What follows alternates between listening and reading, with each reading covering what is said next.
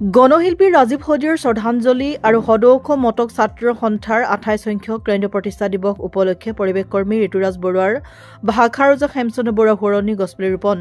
আজি ইংৰাজী 23 জানুৱাৰী তাৰিখে সদৌখ মটক ছাত্ৰ সন্থাৰ কেন্দ্ৰীয় প্ৰতিষ্ঠা দিৱস উপলক্ষে তিনিচুকীয়া পানীতোলা বালিজান জনপ্ৰিয় সংঘৰ খেলপথাৰত পৰিৱেশ সুৰক্ষা সমিতিৰ ভাষাৰজা হেমচন্দ্ৰ বৰুৱা সোঁৱৰণী বৰ্ষজোৰা গছপুলি ৰোপণ বিতৰণ আৰু প্ৰতিপালন কাৰ্যসূচী 2024 অন্তৰ্গত গছপুলি ৰোপণ কাৰ্যসূচী ৰূপায়ণ কৰে। গছপুলি ৰোপণ কাৰ্যসূচীৰ শুভাৰম্ভ কৰে পৰিৱেশ কৰ্মী তথা পৰিৱেশ সুৰক্ষা সমিতিৰ কেন্দ্ৰীয় সভাপতি ঋতুৰাজ বৰুৱাই। কাৰ্যসূচী অনুসৰি প্ৰথমে পতাকা উত্তোলন কৰে সদৌ অসম মটক ছাত্ৰ সন্থা কেন্দ্ৰীয় সভাপতি সঞ্জয় হাজৰিকাই আৰু উদযাপন সমিতিৰ সভাপতি বিজু চেতিয়াই। স্মৃতি তৰ্পণ কৰে কেন্দ্ৰীয় সম্পাদক সুলভজ্যোতি শইকীয়াই। স্বৰ্গদেউ সৰ্বানন্দ সিংহৰ প্ৰতিচ্ছবিত মাল্যাৰ্পণ কৰে সদৌ অসম মটক ছাত্ৰ সন্থাৰ মুখ্য উপদেষ্টা দিগন্ত নেওগে। স্বৰ্গীয় গণশিল্পী ৰাজীৱ হদিয়াৰ লগতে সদৌ অসম মটক ছাত্ৰ সন্থা একালৰ সক্ৰিয় নেতা স্বৰ্গীয় ভাস্কৰ বৰুৱাক শ্ৰদ্ধাঞ্জলি জনায়। সন্ধিয়া মুকলি সভাত স্মৃতি গ্ৰন্থ উন্মোচন কৰিব তিনিচুকীয়া জিলা সাহিত্য সভাৰ সভাপতি লম্বেশ্বৰ চেতিয়াই। বেংমৰা সমন্বয় বঁটা 2025 প্ৰদান কৰিব অসম চৰকাৰৰ কেবিনেট মন্ত্ৰী অতুল বৰাক। আজিৰ কাৰ্যসূচীত পৰিৱেশ সুৰক্ষা সমিতিৰ কেন্দ্ৰীয় কাৰ্যকৰী সভাপতি দিগন্ত ভট্ট, কেন্দ্ৰীয় সহকাৰী সম্পাদক অপূৰ্ব দাস, জিলা উপসভাপতি বিচিত্ৰ বৰঠাকুৰ, জিলা সম্পাদক ফটিক মৰাণ, জিলা সহকাৰী সম্পাদক শান্তনু বৰুৱা উপস্থিত থাকে।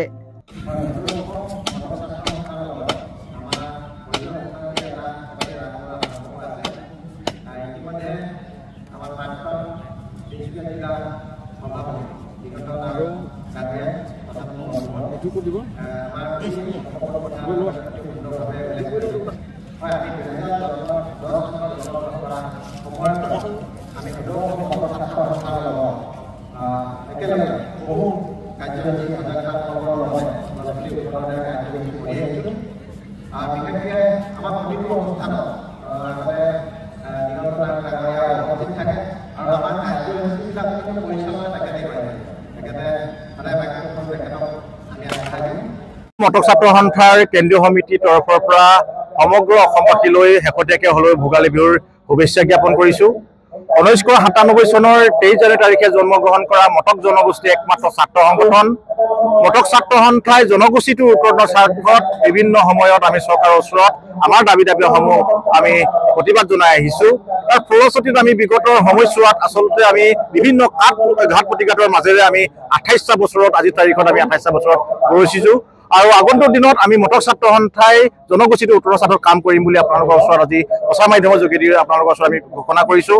আৰু লগতে আজি প্ৰতিষ্ঠা দিৱসখনিৰ লগত আমি সংগতি ৰাখি আমাৰ কেইবাটাও অনুষ্ঠান, বিশেষকৈ আমাৰ পতাকা উত্তোলন, স্মৃতি তৰ্পণ, ৰজাজনৰ মাল্যাৰ্পণ অনুষ্ঠান, গণশিল্পী ৰাজীৱ হদিয়াৰ শ্ৰদ্ধাঞ্জলি অনুষ্ঠান, ভাষা হেমচন্দ্ৰ বৰুৱাৰ বৃক্ষৰোপণ কাৰ্যসূচী, তাৰপিছতে আমি কণ কণ ল'ৰা ছোৱালীৰ ছাত্ৰ ছাত্ৰীসকলৰ কুইজ প্ৰতিযোগিতাৰ, চিত্ৰাংকন প্ৰতিযোগিতাৰ, অন্যান্য আমি খেল ধেমালি প্ৰতিযোগিতা আমি অনুষ্ঠিত কৰিম।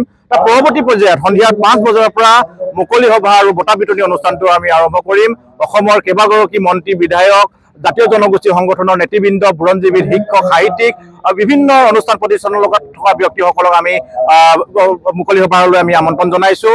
মুকলি সভাখন শেষ হোৱাৰ পিছতে আমি অসমৰ বিশেষকৈ বেংমৰা, তিনিচুকীয়াৰ বিশেষকৈ বেংমৰা ৰাজ্য এসময়ত আপোনালোকৰ স্বৰ্গদেউ সৰ্বানন্দ সিংহৰ স্থাপন কৰা স্বৰ্গদেউ সৰ্বানন্দ সিংহৰ নামেৰে যি আমাৰ বেংমৰা ৰাজ্যৰ নামেৰে আমি মটক ছাত্ৰ সন্থাই আজি পবিত্ৰ প্ৰতিষ্ঠা দিৱসত বিগত সময়ছোৱাত আমি বেংমৰা সমন্বয় বঁটা নামেৰে এটি প্ৰদান কৰি আহিছোঁ।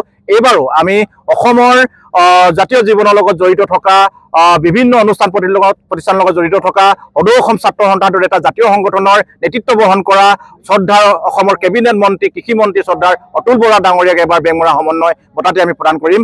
তাৰপিছতে আমি অসমৰ জনপ্ৰিয় কণ্ঠশিল্পী ঋষভ ভদ্ৰৰাজৰ গীতৰ লগতে অন্যান্য যিসকল আমাৰ এই গ্ৰাম্য অঞ্চলত বাস কৰা বিশেষকৈ সাংস্কৃতিৰ লগত জড়িত থকা জনপ্ৰিয় কণ্ঠশিল্পী, স্থানীয় কণ্ঠশিল্পীসকলৰ আমি গীতৰ আগবঢ়াম। গতিকে উক্ত অনুষ্ঠানসমূহত আমি মটক ছাত্ৰ সন্থাই ৰাইজৰ উপস্থিতি তথা দিহা পৰামৰ্শ আমি কামনা কৰিছোঁ।